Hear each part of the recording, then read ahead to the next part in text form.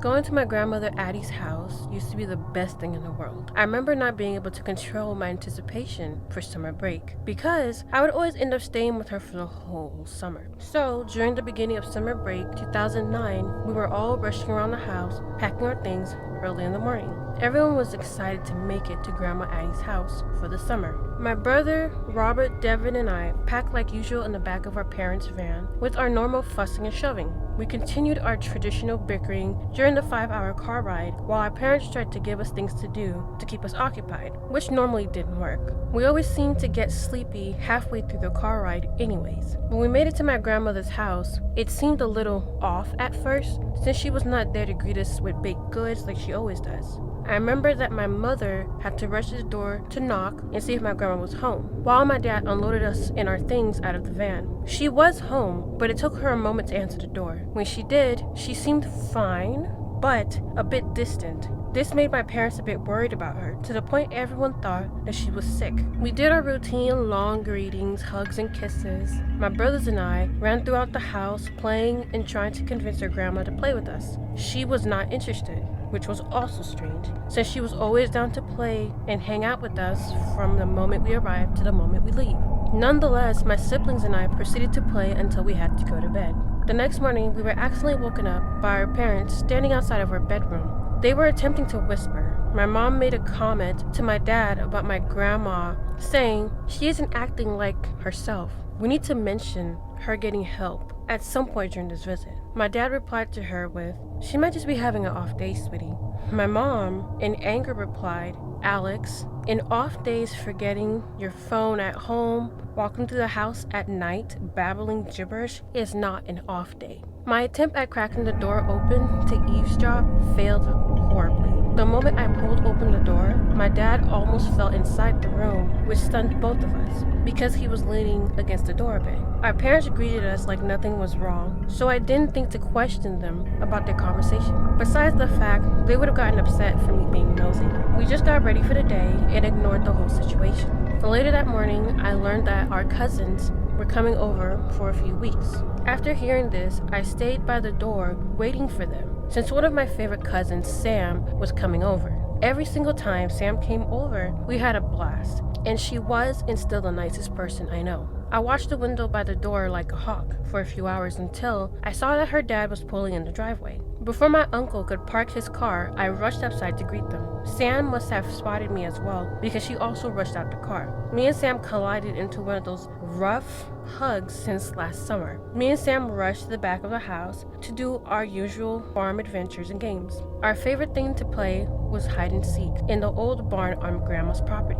Our siblings ended up joining us on our way to the barn. We started by taking turns hiding and seeking each other. I remember us playing until it started to get a bit dark, and my mom finally blew her blue whistle like she always did for us to come in for dinner. This time we wanted to play just a little bit more and maybe just one more round of hide and seek. So we yelled out to my mom that's what we were going to do. Since she didn't object by blowing her whistle again, we took it as we could continue to play. The old barn had a lot of pretty good hiding places that allowed us to play longer rounds than normal. During this last round of hide and seek, my brother Devin was going to seek. I wanted to hide at one of the darkest parts of the barn, which was behind an old broken door that leaned in the corner of one of the unused horse stalls. Normally the spot is bright and easy to spot during the day, but at night it's a lot creepier, so I was thinking maybe he would be a little scared to come and look for me there. I took a few steps behind the door, attempting to fix it a bit since it was leaning in an awkward position. And as I was doing this, I felt as if the ground just opened up beneath me.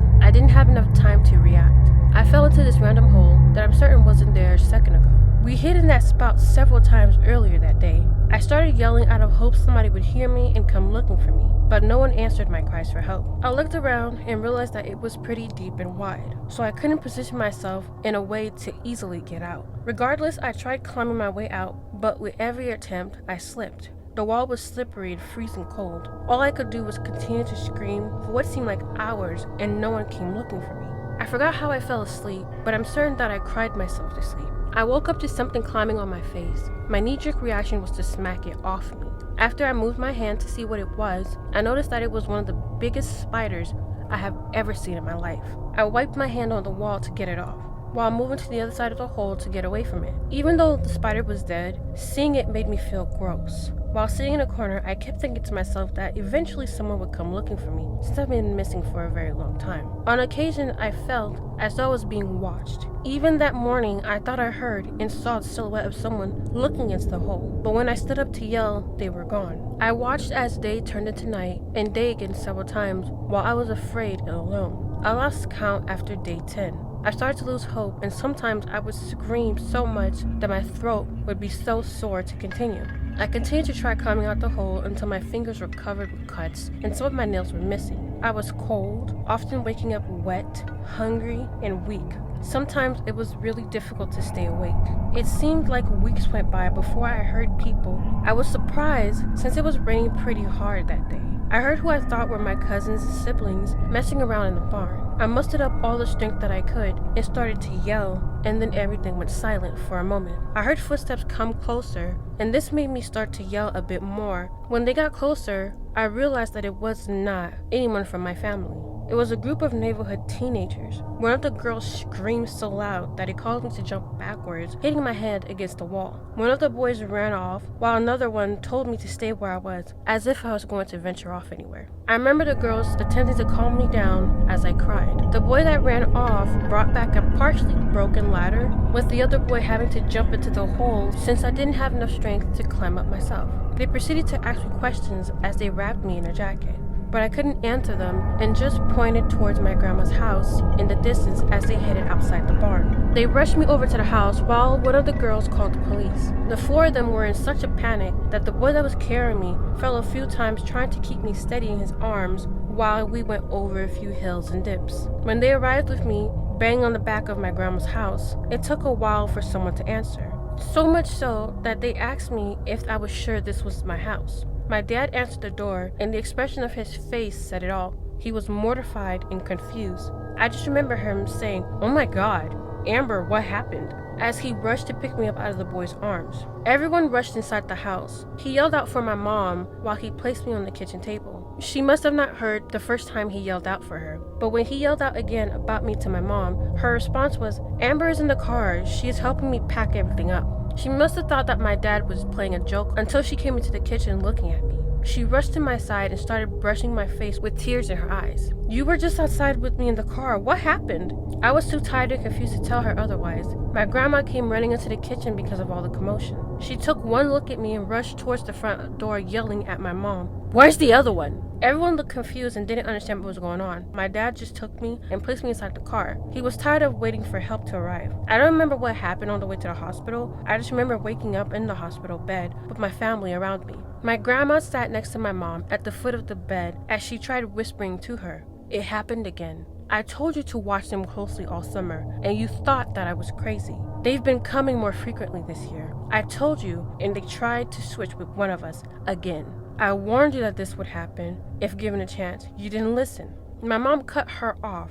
"Mom, stop with your nonsense. She just ran off and got herself stuck somewhere. She was just with me a while ago." I still didn't understand what was going on and decided to speak, letting my mom know what happened to me. She still refused to believe me until my siblings told her that I've been a little off for the past few weeks and that I didn't want to play around the barn anymore. Everyone but my mom accepted it. My grandma said to her, "Just look at the pictures you've taken the past 2 weeks of Amber being here.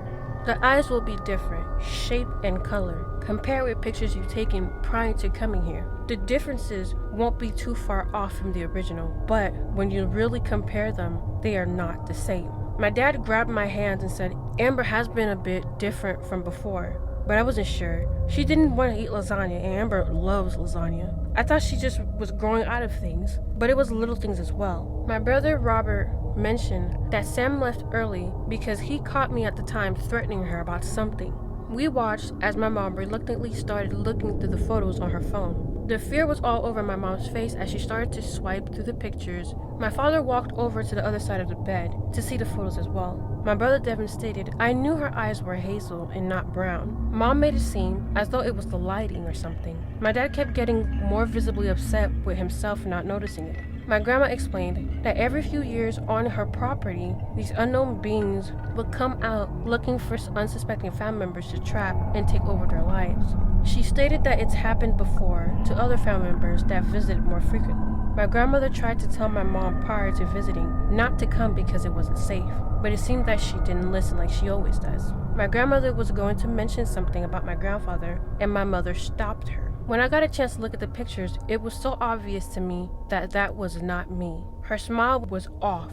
Her eyes were bigger than mine, besides color difference. She also wore skirts all the time. I hated skirts, and my mom knew it. How she didn't recognize that wasn't me was more terrifying than this thing taking my place. Not to mention, she was a bit shorter than me. In one of the pictures, she was standing next to my brothers, who I'm a little taller than. After I was released from the hospital, we went to check out the hole so that my dad and my uncles could fill it back up. It was gone, as if it never existed. After this incident, my grandma started to visit us more often to avoid this from happening again. When my grandmother passed away, another family purchased the property.